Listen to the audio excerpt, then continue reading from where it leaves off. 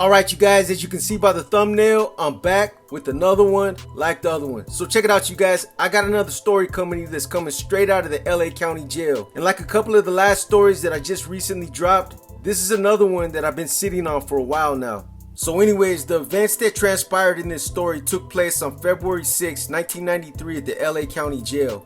And although I was able to get all the facts and everything that led up to this homicide, the one thing that still kind of remains unclear is where this took place in the jail and what housing unit it occurred in. From the little bit I was able to gather, it either happened in 3000, 3100, 3200, or 3499. Either way, if any of you are familiar with this incident, maybe you could drop something in the comments with regards to the location. So as you guys obviously know from listening to other stories or from just being familiar with how the LA County Jail operates, regardless of where you're housed at in that jail, there's always going to be an open line of communication with leadership or the Mexican Mafia members that are in charge of that facility. That's just how it works, and it's imperative that these lines are established at some point, as this is how leadership is ultimately able to control and maintain order of the jail and all those that fall under their guise. And here's something else to keep in mind.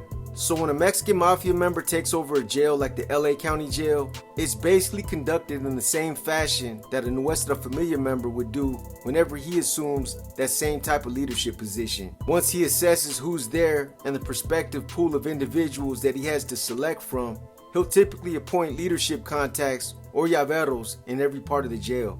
These points of contact are all part of his COC, his chain of command. And in essence, this is his way of putting his ears and eyes in all four corners of that entire jail. And then there's also protocols and policies that he'll establish with everyone who works alongside him. And although this might slightly differ based on who it is and how they operate, it's all formulated under the same concepts as they pretty much function the same. I'll give you a simple example about how some of the variations might slightly change. So all of them might require that updated rosters and current court movement tracking lists are routinely submitted to leadership.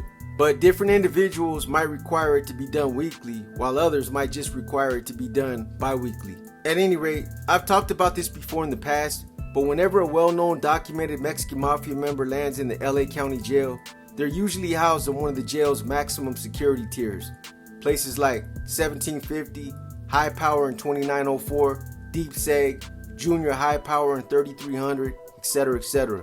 I'm not positive about who it was that was there at that time, but it actually might have either been Henry Carlos, Indio from El Sereno, Daniel Grajeda, Cuate from La Rana, Michael Torres, Fly from San Fer, or Eulalio Martinez, Lalo from Lomas. Either way, an individual who I'm now going to refer to as Frank Marquez, Danger from El Sereno, was appointed to act as the llavero in that part of the jail, and he was the one who was responsible for communicating with Mexican Mafia leadership that were in charge of that entire facility. You know, I don't want to get off track and start going into the protocols and the political belief system about why these types of things are vital, but I'll just say this. This story right here is a perfect example as to why criminal organizations like the Mexican Mafia emphatically express the importance of circulating current and updated rosters of all new arrivals and every individual member who's present in every one of their housing areas. Sometimes people get lazy and either don't like generating these types of things because it's excessive paperwork and it's time consuming to gather, document, and stay on top of these things.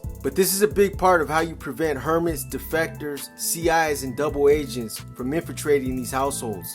Because when these rosters are generated, they contain the names, DOBs, hoods, AKAs, jail and prison numbers, current charges, their next court date, and a brief synopsis about their histories. All the identifying information that's then filtered out amongst the entire collective to see if anyone knows anything good or bad about any of the names that are documented on the rosters. And this increases the chances of catching someone who might have slipped through the cracks. And again, this is how you remain cleansed from defects. And that's why leadership is so diligent about staying on top of this. So it was at some point that Danger received a kite from leadership in regards to one of the individuals who was housed in an area of the jail that he was responsible for overseeing. And that individual was a guy by the name of Jose Uribe, Flaco from Compton. So after filtering his name throughout the jail, information apparently came back indicative that he was believed to be an informant that had previously cooperated with law enforcement. Serious allegations to say the least. And apparently whoever was in charge, whether it was one individual Mexican Mafia member or a collective acting as a council, Whatever the case was and however it happened, they had apparently already looked into it and were confident enough in their findings to issue out a green light.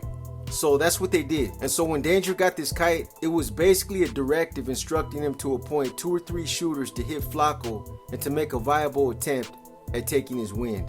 They wanted to make sure that this guy got what he had coming to him. This wasn't a DP, it wasn't a checada, and it wasn't going to be just another routine removal. This was a standing order death sentence, and Danger understood the importance of putting the right shooters on this guy. And here's the thing, in situations like this, as a leader, there's certain things you have to take into consideration, especially when you want to ensure that something like this gets done right. Things like the physical stature of the target. Size doesn't always matter, but sometimes it does. And this is something that you're going to want to evaluate on a case-by-case basis. Something else you're going to want to consider is whether or not the target is raza or if he's possibly of a different ethnicity. Because let's just say this guy's Samoan or some type of islander. And no offense to my Uso brothers, this is just an example. But in a situation like that, if there's other Samoans or other inmates that might be of Polynesian descent, you're going to want to put 2 or 3 man security squads on each potential one, just in case they might try to come to this guy's aid. And then using that same concept, sometimes there's individuals who are extremely loyal to their neighborhood, and this goes beyond anything that might pertain to prison or jailhouse politics. This is tribal loyalty at its finest, and they look at criminal organizations like the Mexican Mafia, the Nuestra Familia, the Aryan Brotherhood, or the Black Guerrilla family as interlopers, political extremists who place prison politics and this whole political agenda above the hood. And I'm sure we all know someone or seen someone like this on some level. I can spot these guys a mile away. They usually have their neighborhoods blasted on them 20 or 30 times, and every word that comes out of their mouths is their set. Kind of like Cripback and how he's always talking about nifty 5-5 Crips. But on the real, if the target is from the same neighborhood as one of these types of characters, then I put security squads on them as well. And then finally, there's other logistics that also need to be considered. What type of weapon is going to be used, where the hit's going to be carried out, where the blind spots are at, what deputies working that watch, exit strategy, etc., etc. These are all things that could play into how a situation like this is handled. And here's the other thing, even though Danger wasn't participating in this removal himself per se, the brunt of responsibility was on his shoulders, as he was the one who was being entrusted to make sure that this was carried out the way it was supposed to.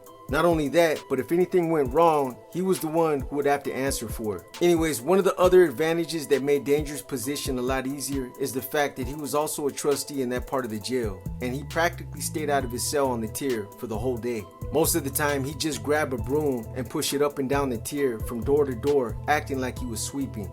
But what he was really doing was he was taking advantage of his trustee job to communicate with the other sureños on his tier, and also just move around at will. You know, and I'll just say this, it's also highly important to have a good trustee who's working on your tier, pod, or housing unit, who's not scared when it comes to passing contraband or running deep for the inmates. And anybody that's done time will tell you this, because the last type of trustee that you want working in your housing unit is a bootlicker, or a trustee that works with his head so far up the deputy's ass that he thinks he should be wearing a jumpsuit and a badge. You know, I've seen some crazy situations like this where there were trustees that were playing up to the deputies on a level that was indescribable.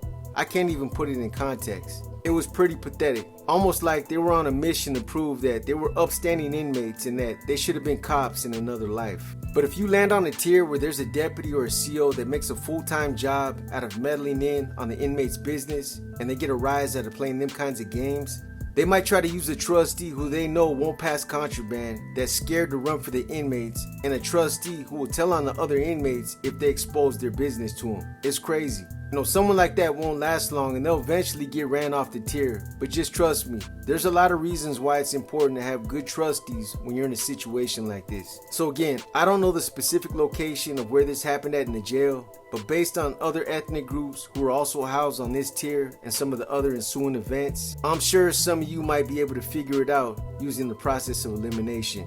At any rate, from this point on, Danger started to formulate a plan as to how he was going to have Flacco dealt with. He had several different prospects to choose from insofar as shooters, who were all up for fulfilling the assignment. However, Danger wanted to utilize this opportunity to represent his neighborhood and to keep this in-house, so that's what he did. Instead of using another Southsider from a different neighborhood, he opted to use 2 of his homies from his hood, El Sereno, that he had known for years. And both of these guys were... And both of these guys were hungry and were already looking at life, so they had nothing to lose, and they had already expressed a strong desire to put some work in. Not only that, but they were both trying to earn their bones and curry favor with the group that they were both hoping to possibly someday be considered for membership into themselves, the Mexican Mafia. Both of these guys were trying to be prospective frontrunners and increase their stock to prove that they were worthy enough to be considered for membership. And they were both well aware of the fact that this hit was going to be a defining factor either way. So these two individuals were Joaquin Alvarado, Diablo from El Sereno, and George Lopez, Sneaky from El Sereno. And like I said, they had ulterior motives when it came to this assignment. And then here's something else that played into it. Because of all the controversy with Lowell Street being deemed as a green light gang and Lock Street being one of the primary gangs in El Sereno, Diablo and Sneaky knew that they had to do more in order to be considered as righteous standouts. They had to perform. And Danger was obviously well aware of all this. These were some of the reasons why he felt like these two were best suited to be given this assignment, and that's why he chose them. Anyways, according to what will come out later, there were 3 inmates who either witnessed the incident or who heard it and knew what was going on as it was happening. And the other thing you guys need to know now before I get into the actual details of what happened is that this tier was comprised of not only different ethnicities, but also different affiliations as well. And here's the thing about functioning on a tier or in a housing unit like this. There is no set policies or mandatory protocol amongst the inmates insofar as how something like this is carried out, and every situation is different. There's a lot of different things that these types of situations are predicated on, and sometimes it's all dependent on whether or not the inmates have this level of trust established amongst each other, past incidents and how they were handled, what type of housing unit this is, what type of deputies that work in that unit, the threat level of the individual who's being hit, what type of assignment this is, etc., etc. All these things can play a big role in how this is handled, but usually out of respect and to avoid other groups from possibly assuming that the threat might be directed at them. Whenever the Southerners, the Northerners, the Africanos, or the Woods are getting ready to clean house or take out one of their own, they'll usually give a heads up to the other groups advising them to fall back and to avoid from going into a specific area where they're planning on carrying it out. And that's what happened on the morning of this incident. So here's where some of you might be able to figure out the location of this housing unit based on the process of elimination. From what I was able to gather, I believe there might have been 12 cells on this tier, and that these cells were all capable of housing 8 inmates in each cell. Anyways, one of the witnesses that would later cooperate with the investigation and testify in court indicated that on the morning of the homicide, he was housed in cell 12, and that despite the fact that he wasn't of Mexican descent, he understood some Spanish. And the other thing that this witness made clear is that despite the fact that this particular housing unit had 3 or 4 TVs that were mounted high up on the wall outside their cells, and that the noise level would occasionally get high, he said that in the mornings and the afternoon when this incident took place, the inmates had a mutual understanding amongst each other that the noise level would be kept to a minimum and that the TVs were usually turned down. And the reason for this is because most of the time on active tiers, the mornings and afternoons are when everybody studies and gets their exercise routines in. After that, the program opens up and the noise level kind of increases with the activity level. So this would-be witness would later testify in front of the grand jury that the tier was relatively quiet in the morning and that he could hear everything happening on that tier on both sides of him. He also testified that Danger was out on the tier sweeping like he was every other morning, and that he clearly heard him ask 2 of his cellmates for some extra clothing and something about somebody being a snitch. This same witness said that right after he heard Danger say this, he heard one of the other trustees, an Africano, tell the other Africanos on the tier to stay away from the end of the row where cell 10 was located because something was about to go down in there. And for those of you who have done time in either a county jail or a state prison setting, and you hear someone tell someone else to stay away from a cell or a certain area on a tier or a yard, then I'm sure you'd agree that it's probably safe to assume that somebody's more than likely about to get whacked. Either way, this witness would later testify that when he heard this Africano trustee tell the other Africanos to stay away from that end of the tier, that not only did they know that this was a warning to fall back, but that he also knew to fall back himself. So wherever this housing unit was at, apparently whenever they fed the inmates, they would either pop them out into a day room area where all the tables were situated, or they walked them to a chow hall somewhere close by. Because this same witness that claimed he overheard some of the conversations on the tier on the morning of the incident also claimed that he stayed back in his cell during the lunchtime feed. He said he also made a spread for himself that morning and that he often preferred to eat commissary bought food opposed to the county jail food. So while this guy was in his cell preparing his food, the tier was obviously a lot quieter based on the fact that all the inmates were gone and the tier was empty. The only thing he said he could hear at that time was the TVs, but even then they were all turned down to a minimum. But it was at this point that he said he remembered seeing Diablo and Sneaky walk past his cell down the tier towards cell 10, and this was highly unusual for two reasons. For one, it was unusual at that time because everybody else was at lunch, and this was something that they had never done before.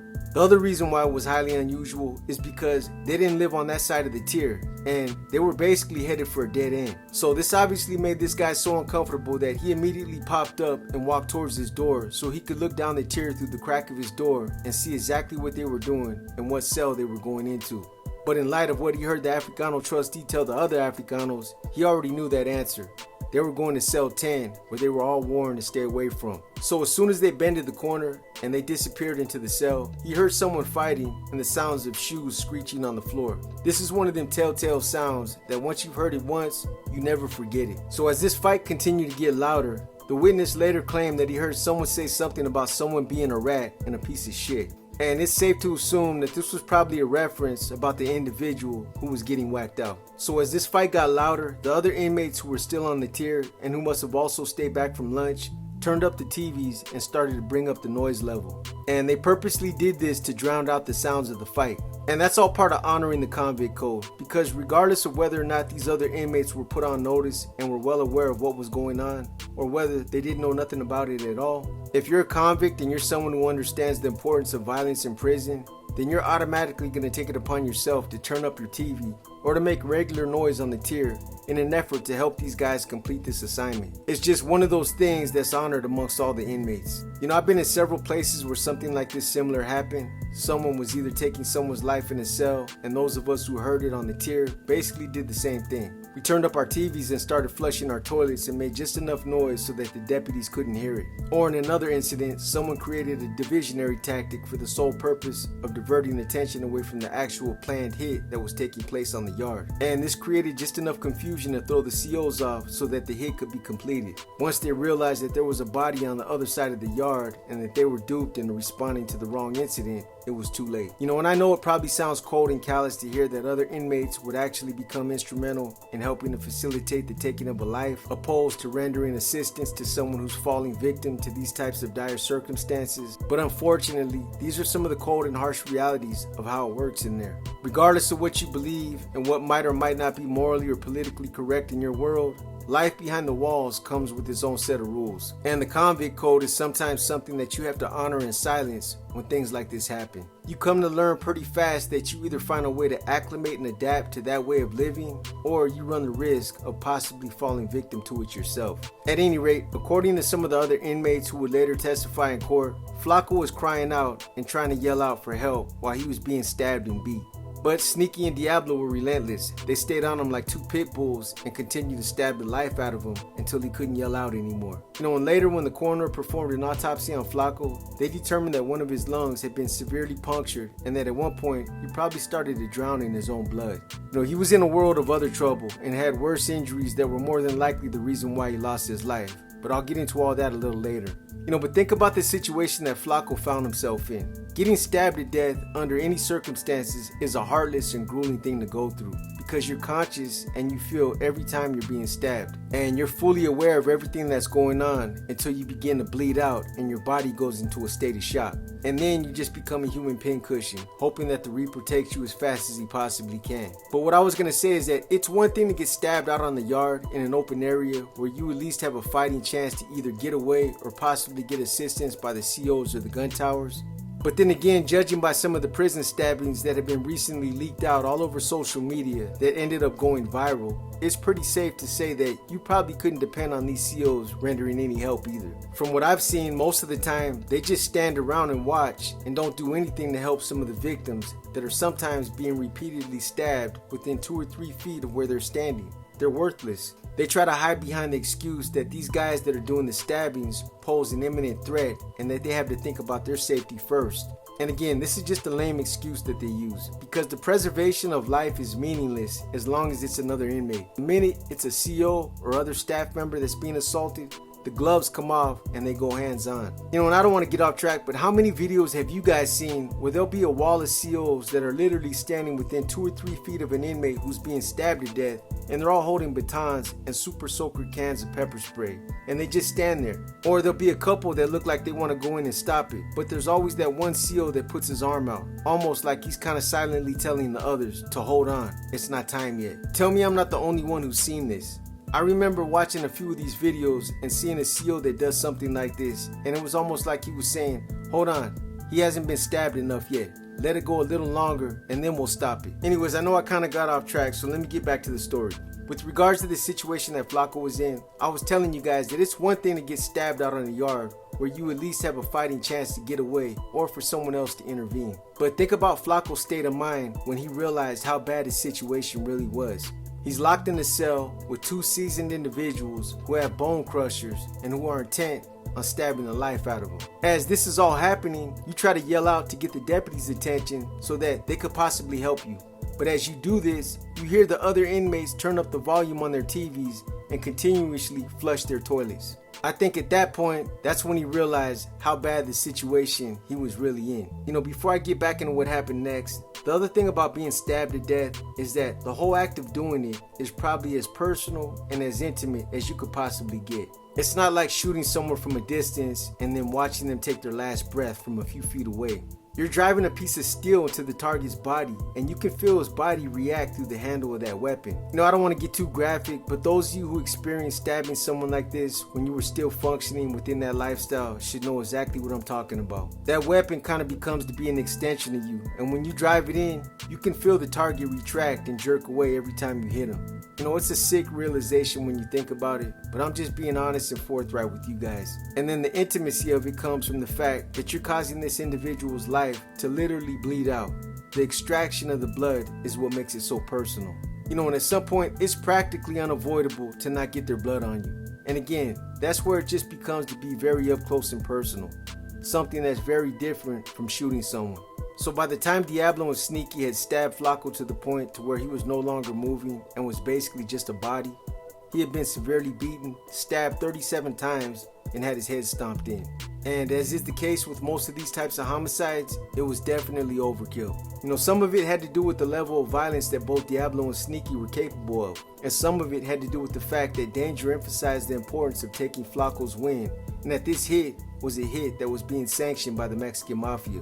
Failure meant possible consequences and an adverse effect on their chances to gain membership. You know, a lot of the times, especially right now, these guys feel like if they fail to complete the assignment, then this could ultimately have an adverse effect on their status and that they could possibly face the same consequences themselves. And that's why they were willing to go that extra mile to make sure that this guy had no life left in his body by the time that they were finished with the assignment. So when Diablo and Sneaky entered the cell that Flacco was housed in, they caught Flacco in a vulnerable and unsuspecting position.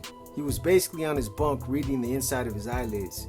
You know, I'm lightweight joking, but on the real, he was laid out on his bunk, knocked out sleeping, still trying to get himself right after coming in off the street following a 12-year run.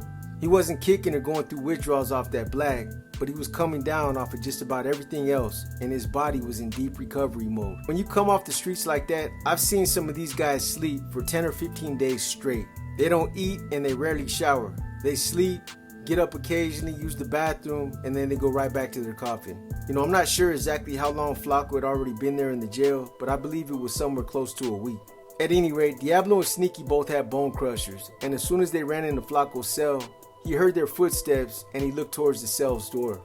From that point on, everything kind of happened fast, because even though Flacco popped up and seen them a split second before they grabbed him and snatched him off his bunk like an empty suitcase, he still didn't have time to react. Part of it was due to the shock he was feeling from being surprised and caught off guard, and part of it was because he froze up and was trying to process the realization of what was happening. In that short span of time, all of about a millisecond, he knew that this was all happening behind the skeletons that he had been able to keep hidden and buried for several years. but now it was finally catching up to him, and he was finally being held to account for his misdeeds. He always knew that this day would someday come when he would least expect it, and that day was finally here. In fact, the guilt of turning against his own people and cooperating with law enforcement had weighed on him so much that he even occasionally had dreams and nightmares about what was happening to him at that exact minute. He actually had premonitions about being stabbed to death in a jail cell or on a prison yard, and the details were often so vivid that he would wake up drenched in sweat. Some people believe that these are sinister warnings from karma, reminding you that someday you're going to have to answer for throwing other people under the bus. You know, keep this in mind. Diablo and Sneaky weren't huge dudes, but they definitely towered over Flacco. Flacco was about 5'8", somewhere close to 220 pounds soaking wet. Anyways, when they drug him off the bunk, they pulled him into a corner and they used one of the cell's walls to keep him trapped.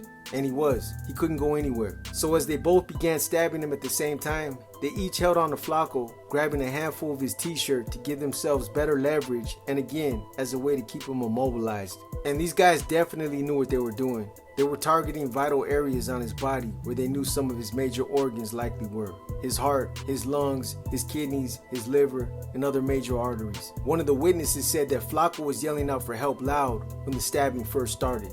But as the fight continued, his voice got weaker and weaker. This same witness claimed that he was yelling out, "Deputy, help! Deputy, help!" Then at another point, he heard Flacco say, "Please, that hurts. Stop. Please stop." But again, his pleas went unanswered, and the other inmates did all they could do to drown out his voice. So when it was all over, Flacco had been stabbed 37 times, and he was beaten beyond recognition. His head was almost completely flattened. Like I've said before, these types of homicides are brutal, and they're not for the faint-hearted. Sometimes they're even hard to watch. At one point, Diablo took the point of his knife and pushed it into Flacco's neck. He pushed it in and pulled it out 2 or 3 times, slowly probing for his jugular vein. And then when he finally found the vein, he pushed the blade in as deep as he could, and then he yanked back and forth in an attempt to puncture and rupture it. He did this so that Flacco would bleed out, and so there would be zero chance of him being saved by medical staff. And Sneaky was just as brutal. He continued to stab Flacco in the head, stabbing him as hard and as deep as he possibly could, almost as if he was trying to drive his blade deep into his brain. Every now and again, the point of his knife would get stuck in his skull, and in order to get it out and free his weapon, he'd have to wiggle the handle back and forth until it eventually came free and would pop back out. The same way you would have to pull a knife out of a piece of wood that gets stuck. So when Flacco was mortally wounded and no longer had the strength to stand on his own 2 feet, they continued to stab him on the ground until their arms gassed out. At one point, Sneaky used all of his 290 pounds to stomp on Flacco's head, and he continued to stomp him out until Flacco's head was no longer round. It had taken on a completely different shape and even changed his overall appearance. And during the course of all this happening, Flacco's tongue apparently got stuck between his teeth, causing him to bite off half of his tongue. And it more than likely happened when Sneaky was stomping him out. You know, I don't know what was more brutal, the stabbing or his head being stomped in. But either way, these guys were dead serious about taking Flacco's life. So when Sneaky's arm gassed out, he grabbed the corner of the bunk with both hands and used it to help keep his balance while he jumped up and came back down with the full weight of his heel on Flacco's head. The entire incident lasted for about 3 or 4 minutes tops. But when it was over, there was no question about the fact that Flacco was clearly gone. And Danger stood there on the tier watching the whole incident as it happened. And the reason why he did this was twofold. For one, he was playing point man, making sure that no deputies came walking down the tier that might have tried to intervene as it was happening. The other reason why he stood there is because he was basically overseeing the assignment. He had some level of accountability in this by making sure that it got done right. So this was his way of supervising the hit and making sure that it was followed all the way through. So it was just about at this point that the other inmates that had been let out for lunch feeding started to return back to the tier. And even though Danger gave Diablo and Sneaky a heads up, these guys were still on a sick adrenaline rush and there wasn't really a lot they could do. They probably could have thrown a blanket or a sheet over the body, but there was blood everywhere, so it really didn't make a difference. Danger, on the other hand, stood in front of the cell with his back close to the bars, blocking as much of the front of the cell as he possibly could, making somewhat of a futile attempt at obscuring Flacco's body. But he could only do so much. Most of the inmates that walked by kind of sensed what was happening and made no attempt at looking towards the cell. They just kept walking, looking straight ahead. It was also around this point that Sneaky and Diablo apparently took off their t-shirts and passed them through the bars so that Danger could give them to somebody else down the tier, who was believed to have flushed them. And the timing couldn't have been any worse, because one of the inmates that was coming back from lunch claimed that he seen these guys physically pass their blood-soaked t-shirts through the bars that were then taken down the tier and passed to another inmate in cell 6. On the other hand, there was a few nosy inmates that couldn't help themselves and took quick glances to see what they could see. The same way some drivers on the freeway will rubberneck and try to catch a glimpse of brain matter or a dead body that was involved in a fatal accident. And ironically, it would actually end up being some of these nosy inmates that would also end up becoming to be witnesses that would later testify at Danger, Sneaky, and Diablo's criminal trial. You know, Danger should have been more proactive about telling some of these inmates to mind their own damn business, especially the ones that blatantly looked inside the cell. That should have been interpreted as an act of disrespect, because when you've been around this type of activity before while doing time, you learn about this type of tier etiquette, and you're taught that the best thing you could do for yourself, especially in situations like this, is to mind your own damn business. Anyways, when it was all said and done, there was only so much these guys could do to clean up the crime scene and to get rid of the body. Well, let me rephrase that. You can't really get rid of a body in this type of jail setting unless you're going to cube this guy up and flush him down the toilet in little pieces, but that's just not practical. All they could really do is relocate the body to another area on the tier and then try to play keep away. But with potential witnesses that would eventually come forward, this was only a temporary fix. So later, after the deputies discovered the body and removed it from the tier, they pulled everybody out, put them all in holding cells, and commenced to begin an extensive investigation. And again, it didn't take long for a story to start coming together that was corroborated by several different witnesses. Once they were pretty sure that they knew who was involved, they were all rehoused and charged with Flaco's homicide. So originally, considering the special circumstances that were charged in this case, the prosecutor wanted to charge this as a death penalty case. But then for whatever reason, they opted to just stretch these guys out and tack on additional life sentences.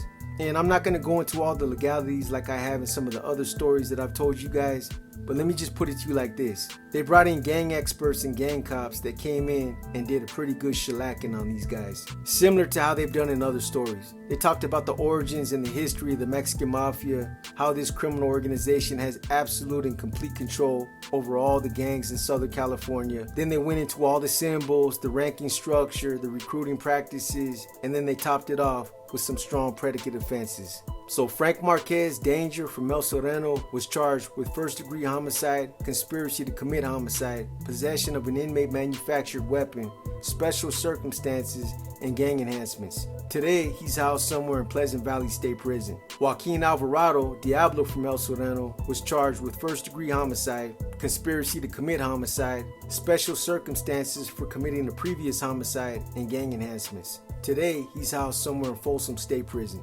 George Lopez, Sneaky from El Sereno, was charged with first-degree homicide, conspiracy to commit homicide, possession of an inmate manufactured weapon, special circumstances for committing a previous homicide, and gang enhancements. Today, he's housed somewhere in Ironwood State Prison. So there you have it. 4 more lives wasted and destroyed behind what? Behind a contrived belief system that people are made to believe that they're supposed to believe in because it's righteous. You know, half the time people buy into these types of things that are predicated on ideals or moral beliefs that they don't even fully comprehend or understand themselves. They just do it because they're supposed to. And that's the thing. People are so easily swayed and influenced into believing what other people tell them these days that half the time they don't even know why they believe in half the stuff that they claim to represent. And I think it's a problem that goes far above and beyond any YouTube prison stories or any other street or prison codes that are being propagated. A lot of it has to do with the day and times we're all living in and the moral fabric that society has completely lost sight of. And I hate to say it, but social media is the vehicle that's giving people the ability to influence people on a scale that's never been seen before. The masses, just look at the world around you and everything that's going on. And pick your poison. There's all kinds of chaos to cherry pick from. We're fully submerged in it. Since when has one individual been able to create a political climate that's so toxic that most of us pick and choose who we decide to associate with based on whether or not we're with or against the president or political party, Democrat or Republican? Seriously, it's so bad that people are picking and choosing who to be friends with based on these things. It's even got families divided. Because the one thing that people do understand in this day and time is that your choices and who you choose to follow speaks volumes about who you are, what you think is right or wrong, and how far you're willing to sit back and allow one individual to destroy the world as we know it. is pretty damn pathetic. And listen, I'm speaking in rhymes and riddles for a reason, because I've learned in the past that whenever you get too political or too adversely opinionated about some of this subject matter, that it gives the YouTube police a reason to start creating petty problems for your channel, and I'm not trying to deal with all that. Anyways, as you guys can see by some of the preview thumbnails, I've got some pretty good stories coming out, so stay tapped in and make sure you check those out. I've also got some pretty big announcements coming out in the next couple of weeks, so for those of you who are loyal Paradigm Media News viewers, I think you guys are going to be happy with it. Anyways, I hope you guys have enjoyed this episode of Paradigm Profiles. If you liked it, give it a thumbs up. If you didn't like it, give it a thumbs down. But either way, drop a comment and let me know what you think. And again, something else that's extremely important that I'm going to continue to keep reminding you guys about is to not only hit the like, drop a comment, and share the video, but also hit the all symbol on the notification bell so you're advised whenever I drop any content on the channel. So with that being said, as always, I just want to thank those of you who continue to show your unwavering support and for also continuing to tap into the channel. In the meantime, you guys enjoy the rest of your day and keep pushing that positivity. Until the next one, this is your boy B, and I'm gone.